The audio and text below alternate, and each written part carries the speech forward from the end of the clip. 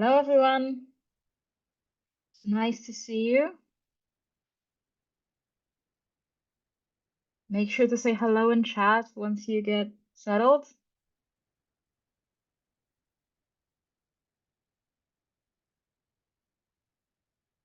So many people. Nice to see you all. I'm gonna give it a minute so that everyone can join.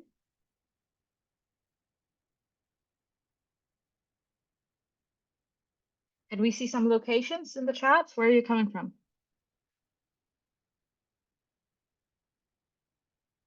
All right, I'm seeing Brazil, Poland. Hello, fellow Polish people. Nice to see you there. Thailand, so we have like a full 12-hour time zone span here. All right. Thank you all so much for joining. I'm gonna get us started. We have a little bit to go through today. So hoping we can give you some useful information on how to get prepped for your cybersecurity journey. I'm just here doing the intros. My name is Marta. I'm the head of content engineering at TryHackMe. I'm gonna hand it over to our presenter in a second, and I'm gonna be in chat answering questions. So if you have anything, feel free to post there. And with that, I'll hand it over to Tinnis Green, who's going to be our host today. Go ahead, Tinnis. Thank you, Martha. Perfect. Welcome, everyone. Thanks for joining us for our webinar today. My Zoom almost crashed when 900 people joined the call, so I'm glad that it didn't. Just a quick heads up on who I am. I have quite a big passion for cybersecurity and everything. I am one of TryHackMe's senior content engineers, so specifically on the red team side of things. And then I do also work as the head of consultancy in a day job there as well. So basically looking after a cybersecurity consultancy team that does some security things there as well. Now, with that being me, I would like to know who our audience is today. So if you can join us here on Menti, and then just use that code and give us a quick vote on where we have people in their own journey within cybersecurity today. I hope it is sharing. Marta, can you just confirm that my screen is actually changing? Yes, correct. We're all good. Perfect. Okay, I'll give it a quick minute or two for people to vote there. Looks like we have a couple that are still studying, some looking for their first job. See, we do have a couple of seasoned professionals in here as well. Okay. Cool. So it seems like most of you are looking for that first job. That is definitely great news for me to hear as well, because today I will be focusing a little bit more on that category. Although I think even if you are in the field for quite a while, some of this might be relevant for you there as well. So let's then continue. So I will be using MWR. So my day job, I'll be using that as a case study to quickly talk about it and then sort of run through where we see interesting things there and where I think you can improve when you are performing job applications. So MWR runs a bi-yearly internship. And we normally get for each of them around 400 applicants. It is a in-person event, so that's why it's restricted to South Africa, for example. But it's worth interesting seeing what happens there, where we get 400 applications with only 100 of those applicants going through to the technical challenge stage, so the second stage, and then only 50 of them getting interviews, and then 15 of those candidates getting a internship position. And then out of them, we normally see 2 of those candidates getting a job offer to start as a cybersecurity consultant. So everything today is focusing on how can you go from being 1 out of 400 to being the one out of 400 and being able to land that job to get that offer in the end there as well. And MWR is just one company out there. There's a bunch of different cybersecurity companies as well. But we will be focusing a little bit on what we see there as well. And what I want to touch on is that normally when you are applying for a job, there is essentially going to be three different stages that you need to go through. There's an application stage. That's the first stage where you will be submitting your CV and your cover letter. And it is worth noting with most organizations, at this point, you are talking to a hiring manager, a recruitment manager, or someone in HR. You're not actually necessarily talking to the team that is looking for employment or employing someone in a position. We then go to the second stage, which is what I would call the technical stage. So this is where essentially your application has passed through that initial filter and it now lands in the desk of the people that are actually looking to employ you. They might have an interview for you, a technical challenge, but they're aiming to assess your skills before they move you on. And then you move into the third stage, which is going to be the interview stage. This is where you meet the actual team. There's a personal assessment that happens here where they're trying to see whether you're a fit for the company. It's almost at the end of the interview stage to run you through. And when I say interview stage, I'm talking specifically about the final interviews. You might, for example, have a quick 5-minute interview at your first stage with the hiring manager, for example. So let's actually look at what these stages look like and where we see some candidates are going wrong. So from the application stage, our first stage, I think it's very, very important that you actually understand the application request. So in most organizations, this process is abstracted from the actual team.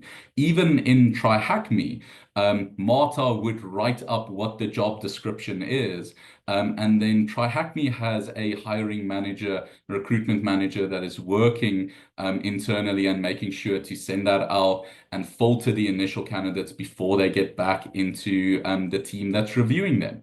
So it's worth noting that at this point, you are not directly addressing the team that is looking to hire. You're mostly at a filter stage that is currently happening at this point. So the point-based system is quite important here.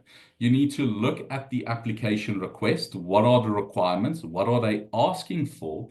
And then essentially, it's worth noting that usually most of the candidates won't be able to meet all of the requirements, but it's going to be important for you to see which of those requirements you are actually meeting and understanding that those are things that's going to count towards your score for you to pass the filter and where are you potentially lacking so that you can actually focus on the areas where you are scoring points according to the requirements of the job request that has been posted there.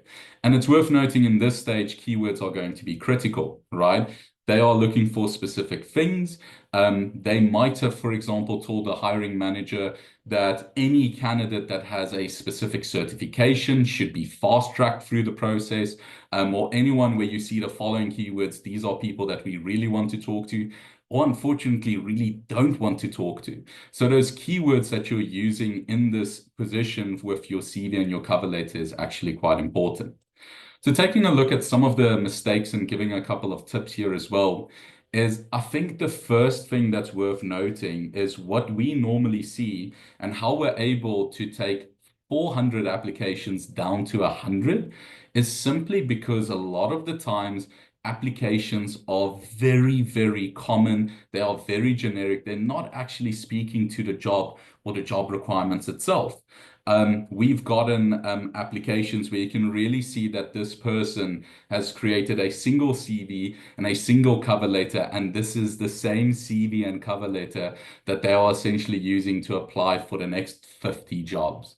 And it's worth noting that you need to treat each of these job applications that you're sending through as a unique opportunity, and it is going to require effort from you, even if that is just making adjustments to your cover letter to make sure that it's speaking to the actual job requirements.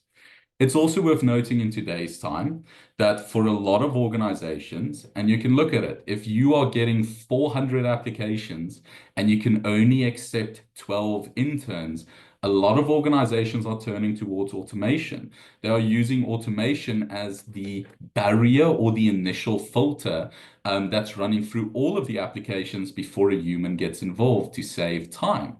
And it's very, very important to make sure that your CV and your cover letter is actually, in a sense, AI friendly, in the sense that we are talking about raw text that is there. You shouldn't have a image-based CV where you scanned your CV, for example. It should be in a PDF format where the text can actually be highlighted for these type of systems to be able to also extract the relevant information that it needs there. It's worth noting that attention to detail is very, very important when you're applying for an application. So this is a little bit of a secret thing, but not really. We're happy to talk about it. But with MWR, how we get 400 applications down to just 100 is through a attention to detail test. In our application, we have a specific requirement that we ask you to perform in your cover letter. And I promise you that around 50% of the applicants do not participate. They don't actually change the cover letter according to the line that we use there, that we ask them to change their cover letter. And for us specifically as consultants, attention to detail is critical. So making sure that you read the actual job description, that you're reading what it is, and that you're paying attention to detail when you make the submission is important. The amount of times in a cover letter, we still got the end of the ChatGPT prompt saying that here's your cover letter. Let me know if you want to change anything. Or even, and I promise you, some of the cover letters you would get, I'm super excited to apply for the job. And then it still has the insert job here into it, or the amount of times someone would say, I'm super excited to apply for, and then it's not the job that we are advertising out there. Really make sure that you are putting in the effort for every single one of your applications, and that it's the best possible application that you can submit for that specific job. And that's where the last point that I want to touch on for this phase is that you need to make sure that you're doing your research, right? When you see a job application going out, do your research about the company, do your research about the job. There are cases where you have the opportunity to connect to others that either work in your organization or potentially have done similar work and will be able to give you some pointers and some tips. But understanding what the actual job entails is going to be critical for you to submit an application that is going to be unique. And the reason this matters as well is when you do your own research, when you really go into the details of the job requirement, you will be able to match your experience specifically to the application that you're submitting. It doesn't always have to be 100% relevant. You can be in an entirely different industry or even still studying, but try to understand what in the job requirement are they actually looking for. If they're looking for passion, if they're looking for someone that can work in a team, you will be able in your cover letter to speak to opportunities you had during your studies where you had to work in a group, where you had to make sure that a group project still achieved success as well. And this you can only do when you're doing actual research on the job application and the company that is looking to hire. Now, if this first stage is your barrier, so let's say you are submitting your CV and your cover letter and you're not getting a response or you're not getting through to the next stage where they do an actual interview, this means that you're not passing the requirement stage, right? And there's a couple of things that you can do there. The first thing, again, is going back to attention to detail, making sure that you review the requirements and you improve where possible. If you can see, okay, out of the job application, around 50% of it, I feel comfortable that I would be able to meet it. What about the other 50% would you be able to work on? Some of that might involve personal projects where you are creating some of your own labs to get more technical knowledge to perform research. Some of it might be that you need to get certification out there. Normally, what I do is when someone asks me whether a certificate is a good thing to get for the job application process, I tell them, well, at which stage of the job application process are you struggling?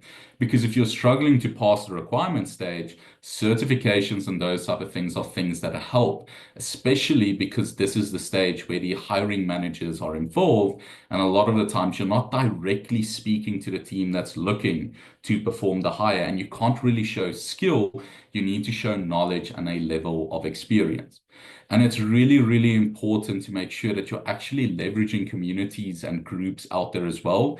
I have to give a shout out to the Hack Smarter group from Tyler Ramsby. If you want to give that one a join, they do free mentorship, free cases where you can have an interview with them, like a mock interview to practice your skills. And it's these type of communities that are helping people out there as well to gain more experience and to put yourself in a better position to be able to land that next job.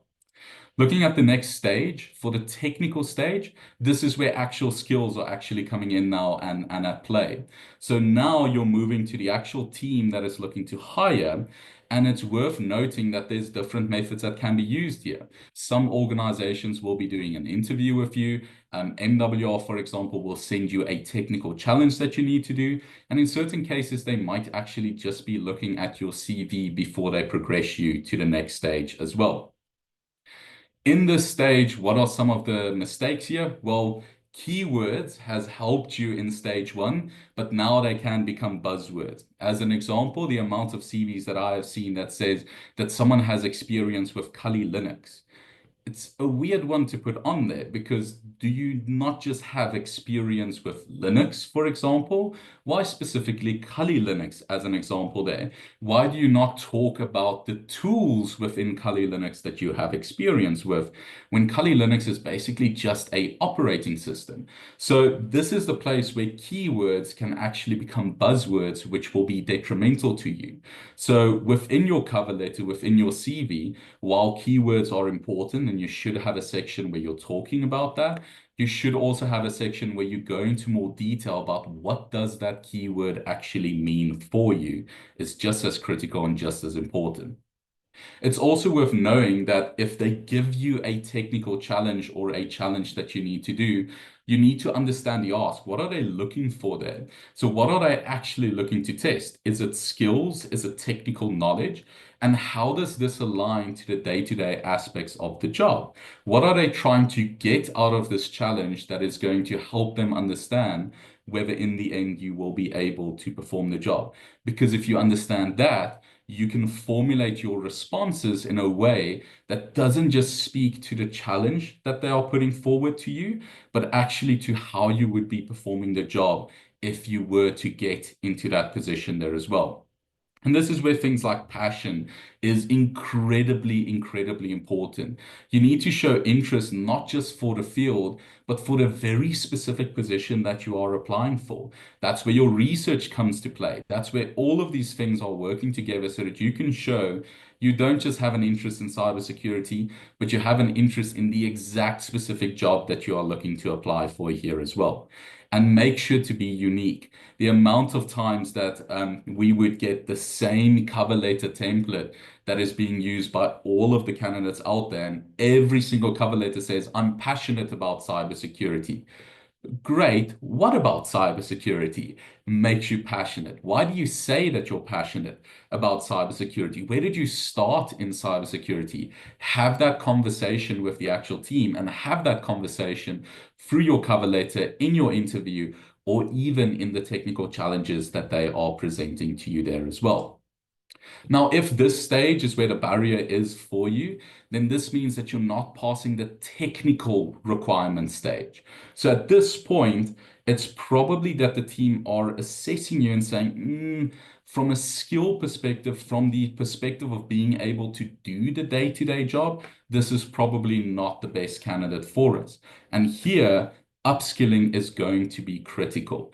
That now means that you need to dive deeper into technical learnings, using platforms such as TryHackMe to learn further cybersecurity, creating your own labs and playing more and diving into the technical research will help you to have the better skills of what they are looking for there as well. It's also important, and Unfortunately, not all organizations will actually do it. MWR is very particular about doing this, but it's really, really important for you to ask for feedback. And hopefully they'll be able to give you feedback, which is going to take you on your journey on what exactly about the technical requirements were you unable to perform, and what can you improve moving forward there as well. Then we move into the final stage, and this is now where I say it's the final boss battle is starting, and they already know a decent amount about you. They have your CV, they have your cover letter. There was some form of interview in the middle, whether it was an interview, a technical challenge, but they have a lot of information about you. So you should be asking yourself at this point, what else are they actually looking for? In most of the cases, this is now the point where they want to determine whether you are going to be a culture fit for the organization, your work ethic, whether you will align with the greater team, and whether you will be able to perform the day-to-day job there as well. And it's worth noting that even the most technical positions, we love to say that the cybersecurity field is a technical field, but it's worth noting even the most technical positions in this job will have human elements. You will have to have the ability to, in some way, have both verbal and written communication in a good manner. You need to be able to present yourself. You need to be able to have those conversations with them and be able to take that information, that technical knowledge that you have, and break it down for other people as well. So that human element is something that you need to practice there as well. And we did touch on it as well, where you can use communities to help you from that perspective as well. Now, the other side of it is do you understand what you have performed in the technical stage? So through either an interview or a technical challenge, the question is not just whether you can complete the challenge, whether you can get all the flags, if it's a capture the flag type of challenge that they're giving you. It's more around the fact of, do you understand what you performed there, what you did, and what was the outcome of it as well.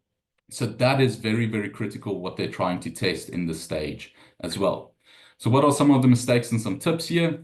Make sure that you're doing your research. I can't stress this enough, but they want to see that you have an idea of what the job is going to be. At this point, at the final interview stages, you should be comfortable that you know what you are applying for, what you are going to be in for, should they accept you.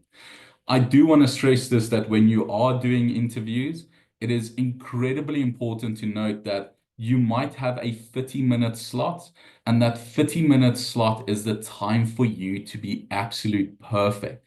You need to test your kit. You need to make sure that your camera is working, that your audio is working.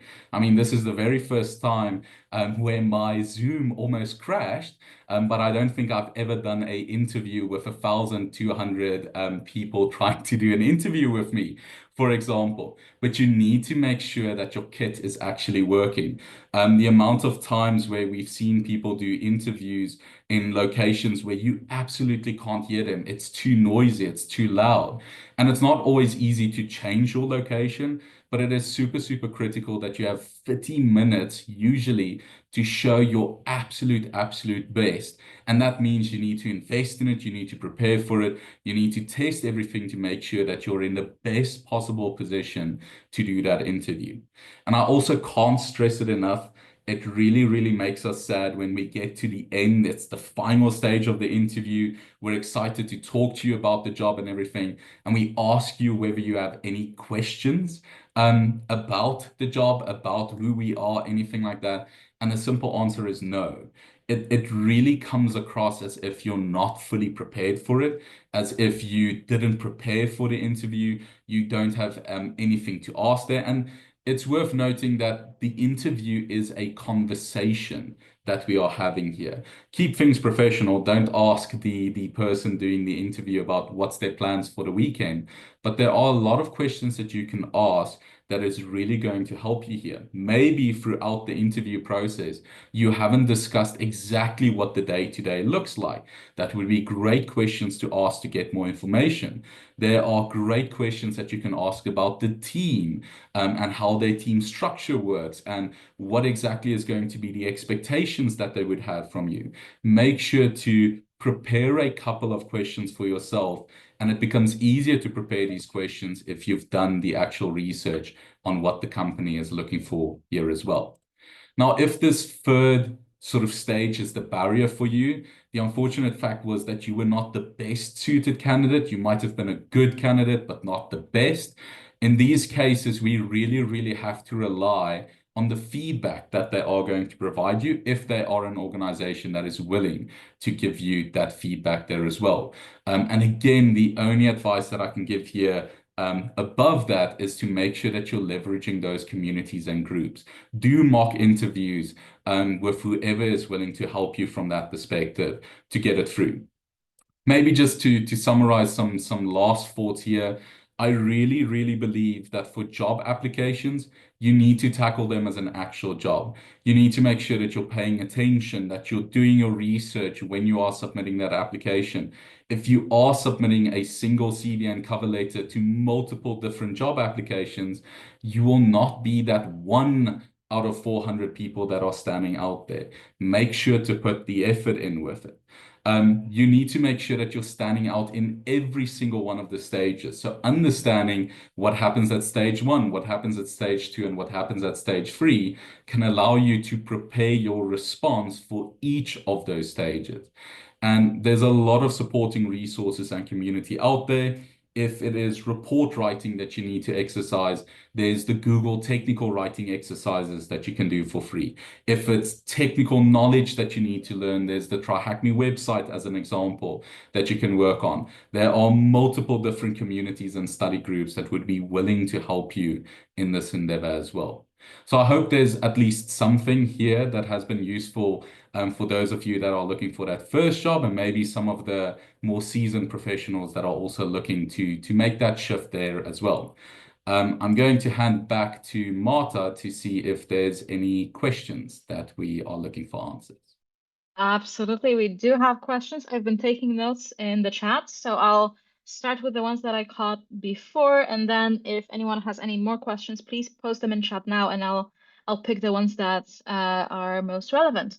So our first question would be for someone who's a beginner with no prior experience, what are some of the good things that they can put on their resume to stand out if they have held no job before? Sure.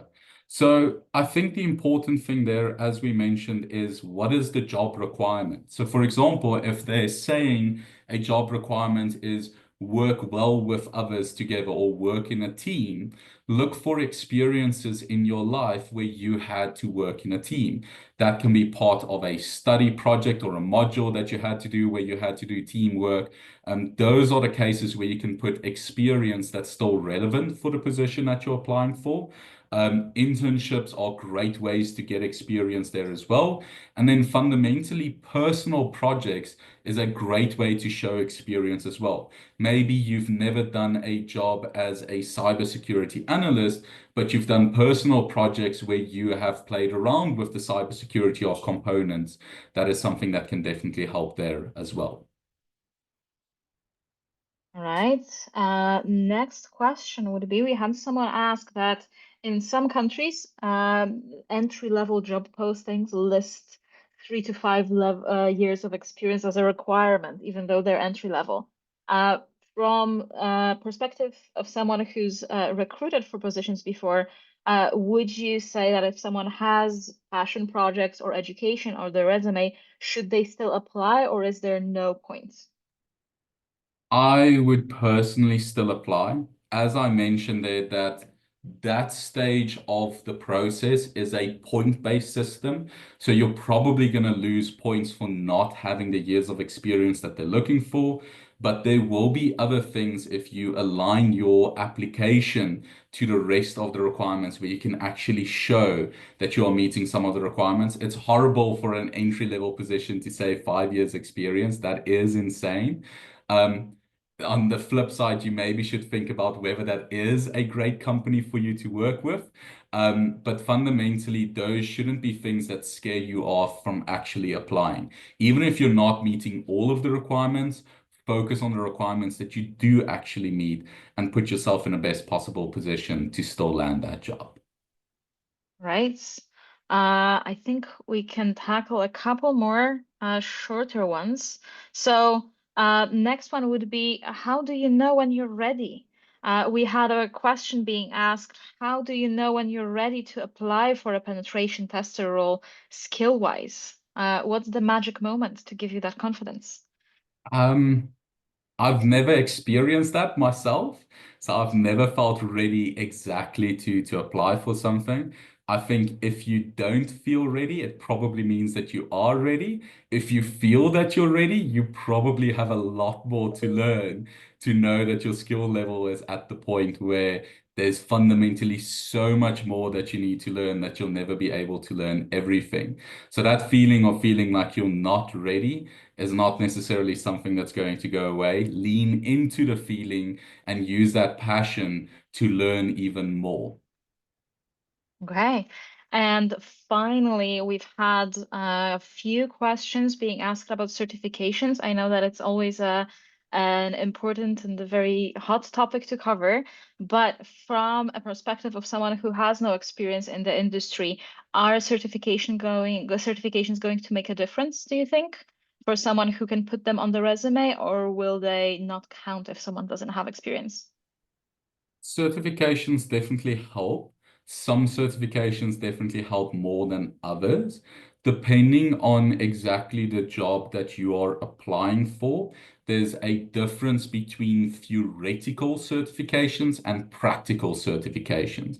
If the job is going to be more in the lines of practical, they would most likely be looking for practical certifications. So certifications where you actually show the skill level rather than just the knowledge level which comes from those theoretical certifications. Fundamentally, I think that certifications help you to be in a better position to apply, but it isn't the be all and end all for your application. Think about what a certification is teaching you and think about how that is going to be relevant for the position that you are applying for. Okay, awesome. Final point before we close off. We've had many people ask whether it's worth it putting TryHackMe profiles or badges or certifications on your resume. And I can answer from the TryHackMe perspective as to what we recommend, and maybe then you can speak to how you would view that from like a recruitment standpoint. But Sure. from the TryHackMe perspective, we always say that putting all of that on your resume not only goes towards validating the skills that you have, but most importantly shows your dedication to learning and training and upskilling, which is something that employers absolutely look for. So I would definitely recommend that you put your TryHackMe achievements on there to just, if anything, showcase that you've committed yourself to being better, because that's going to matter. Anything to add or correct me on, tennis? Definitely. I think two things that I'll say with that one there. The first one is when we see try hack me on a profile or any of it, there's two elements that are showing us. The first element is passion for cybersecurity, which is important, right? Someone that is coming directly out of studies, but none of the studies were directly related to cybersecurity. There is the concern of, does this person actually understand the cybersecurity field? Or are they just applying because it's another field? So putting something like TryHackMe shows that someone has passion for this actual field. The second thing, and I think Marta touched on that point slightly, but the second thing, which is even more critical, is for you to show that you know the amount of effort that goes into making sure that you're continuously learning, that you're continuously improving yourself. And showing something like TryHackMe means that some element of your personal time is going towards making yourself better. And that making yourself better re-highlights the passion element for us. Right. These were all the questions that we are able to cover in the short time that we had. Tennis, if you could show the Mentimeter page once again. Before we say goodbye, I would really, really appreciate it if everyone could join. If you click in the left, bottom left corner to the next slide, we have a really, really short question And as that was for you to click on the bottom left slide. There you go. Uh, Wait, no, no. nope, that was This not is it. the last slide. Sorry, Marta, I don't have another slide. On Mentimeter, I meant. I'm so Uh, sorry. that's okay. Bottom Uh, left, there's yeah. a thank you. Yes. So if everyone could join there and just let us know if this was useful for you or not useful, or somewhat useful, this is going to help us improve these lessons for the future and make sure that we can keep providing you with awesome advice. I would appreciate all of the votes that you can cast. To vote, you only need to go to menti.com and put the code that you see on screen. It's very, very easy. You don't have to log in or anything. Um, but yeah, I really, really appreciate everyone's time. Uh, Thank you so much for joining us. It's been a pleasure hosting for you today. Thank you, Tennis, for being our voice of wisdom, and we hope to see you again. Thanks, All right, everyone. gonna call it here. Thanks, everyone. We're gonna end the webinar here. Bye bye. Bye.